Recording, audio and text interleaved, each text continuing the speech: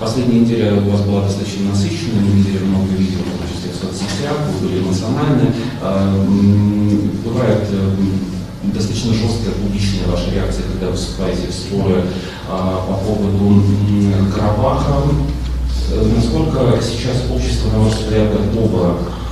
вот к такому диалогу, как вы оцениваете последнюю неделю ваших публичных переговоров? И второе, что хотелось бы добавить, уточнить, действительно сейчас в Армении мы видим и наблюдаем, в том числе через те саммиты, которые прошли в начале месяца, проходит масштабную трансформацию внешней политики и системы безопасности. Какой вы видите Армению лет через 10-15, даже когда вы будете, например, на этот вопрос? Давайте попробуем обобщить. Сначала про Карабах, а потом, ну, скажем так, по какому-то смысле ваше историческое, политическое наследие, каким вы видите себя в учебнике истории, если так можно заявить. Քարոզարշավի ընթացքը գնահատում եմ շատ լավ եւ կարծում եմ, որ իմ էմոցիաները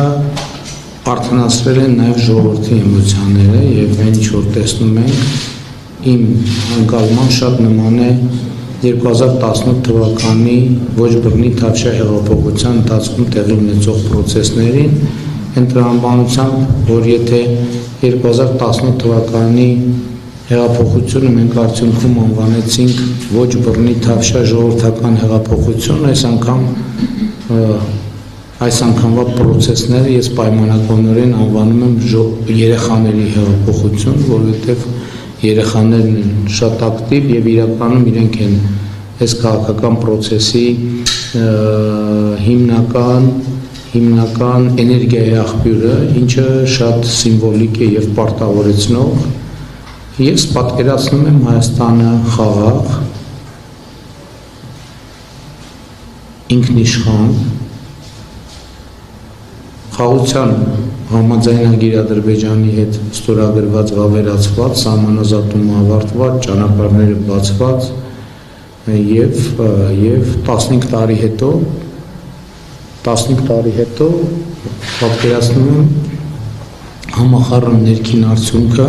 իրական արժեքով առնվազն կրկնապատկված։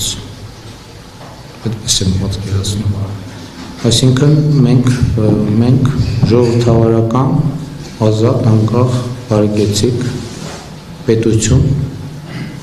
որը պայմանական